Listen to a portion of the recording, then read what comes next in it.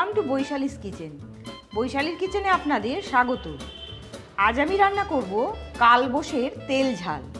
এটা অনেকে অনেক রকমভাবেই করে থাকে, তবে আমি যেভাবে বানাই আমি আজ ঠিক সেভাবেই বানাচ্ছি। এটা বানাতে খুব বেশি কিছু লাগে না, তবে দেখতে হবে মাছটা যেন একদম ফ্রেশ হয়। ফ্রিজে রাখা মাছ বা অনেক দিন ধরে ফ্রোজেন মাছ এগুলো চলবে না। একদম বাজার থেকে টাটকা মাছ এনে প্রথম দিনই মাছটা বানিয়ে ফেলে। এই রেসিপিটা বানাতে গেলে প্রথম দিনই বানিয়ে ফেলবেন, বাকি মাছটা আপনারা ফ্রিজে রেখে দিতে পারেন। এটা বানানোর জন্য আমি টাটকা কালবোস মাছ নিয়েছি।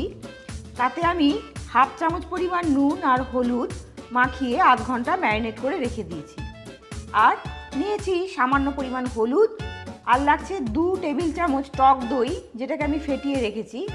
লাগছে কাঁচা লঙ্কা বাটা, আর এটাতে আমি নিয়েছি সাদা সর্ষে কালো সর্ষে পেস্ট বানিয়ে সেখান থেকে 1 টেবিল চামচ নিয়ে আমি হাফ কাপ জলে গুলে নিয়ে ছেঁকে রেখে দিয়েছি। আর লাগছে খানিকটা ধনে পাতা আর 2টো চেরা কাঁচা লঙ্কা। যদি আপনারা ঝাল বেশি পছন্দ করেন তাহলে লঙ্কার গুঁড়ো এতে দিতে পারেন। রান্নাটা আমি সর্ষের তেলে করব। আর লাগবে আন্দাজ মতন নুন আর মিষ্টি। মাছগুলো আমি ভাজার জন্য কড়াইয়ে সর্ষের তেল বসিয়েছি। বেশ খানিকটা আমি সর্ষের তেল দিয়েছি। যেহেতু এটা তেল ঝাল, সেই জন্য একটু তেলের পরিমাণটাতে বেশি দিতে হবে। আর আমি নিয়েছি 8 পিস মাছ। মাছগুলোকে আমি হালকা করে ভেজে তুলে দেবো। মাছ খুব বেশি ভাজার প্রয়োজন। মাছগুলো আমি হালকা করে ভেজে নিয়েছি। এবার এই তেলের মধ্যে আমি দিয়ে দেব হলুদ গুঁড়ো, দিয়ে দেব 1 চা চামচ লঙ্কা বাটা, কাঁচা লঙ্কা বাটা। যদি কেউ লঙ্কার গুঁড়ো খান এই সময় একটু দিয়ে দিতে পারেন। দিয়ে দিচ্ছি দই।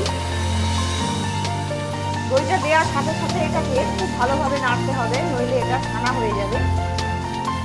দিয়ে দিচ্ছি সর্ষে বাটা।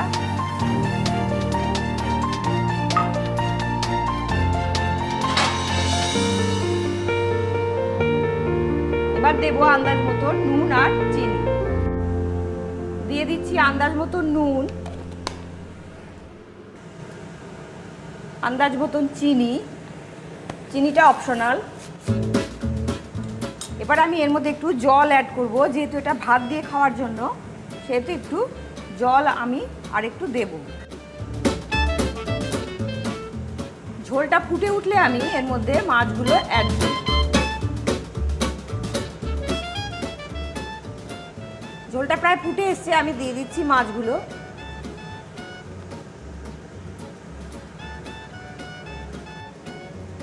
মিডিয়াম আছে এটাকে আমি ঢাকা না দিয়ে 2 মিনিট মতন ফুটিয়েছি। এবার দিয়ে দিচ্ছি এর মধ্যে চেরা কাঁচা লঙ্কা আর খানিকটা ধনে পাতা। এবার আমি এটাকে ঢেকে দিয়ে আরও 2 মিনিট রান্না করব মিডিয়াম আছে। 2 মিনিট হয়ে গেছে। এবার আমি এর মধ্যে দেব খানিকটা কাঁচা সর্ষের তেল। 2 চা চামচ মতন আমি সর্ষের তেল দিচ্ছি।